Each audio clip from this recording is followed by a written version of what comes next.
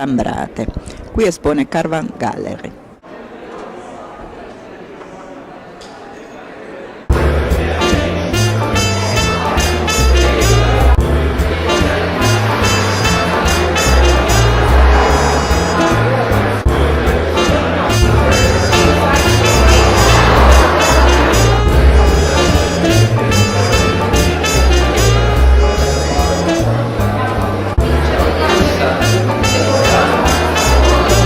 Nicola Bellavance Lecomte, direttore della Caravan Gallery di Beirut, Libano.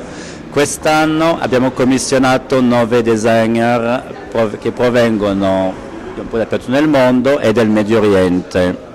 Abbiamo proposto a tutti quanti di rivisitare la tradizione e l'artigianato del Medio Oriente per creare degli oggetti in edizione limitata, oggetti di collezione, di design funzionali, esclusivi alla nostra galleria. È una performance che abbiamo anche avuto a Dubai e praticamente l'idea della mashrabiyya, un elemento dell'architettura tradizionale del Medio Oriente, che viene lavorato dal pezzo più grezzo fino al pezzo più complesso. Hanno fatto vedere attraverso la costruzione dell'oggetto tutti i vari processi di elaborazione dell'oggetto in sé per arrivare al prodotto finito.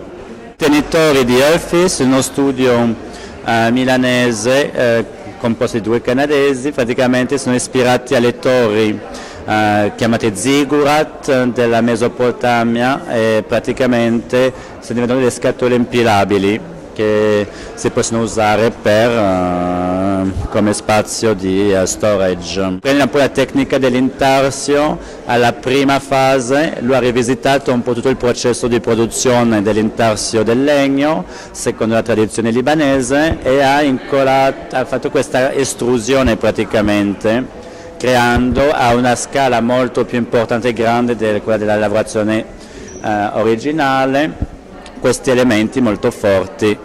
Tamer Kishi. Tamer è un designer turco e ha rivisitato l'idea dei kilim e della luce.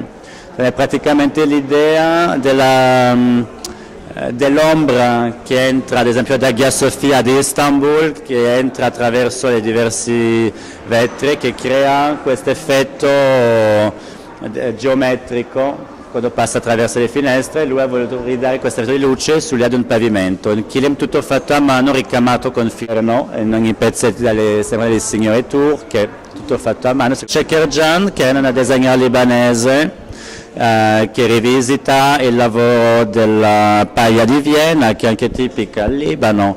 Praticamente qui ha creato uno living space che può essere sia di chaise longue che di spazio di storage e di tavolini, praticamente, che diventa anche una nuova idea di affrontare lo spazio nel quale viviamo. Dietro abbiamo lo Space Divider di Paul Lobark. Paul è un designer americano di New York che è stato affascinato dalla tecnica del lavoro dell'ottone. L'ottone lavorato al turnio per creare questi vari abat-jour piccoli che sono stati un po' selezionati dal designer per le loro particolarità geometriche, per creare una specie di idea di campanelle nello spazio che illuminano, rendono più calda l'atmosfera in quale uno lo vuole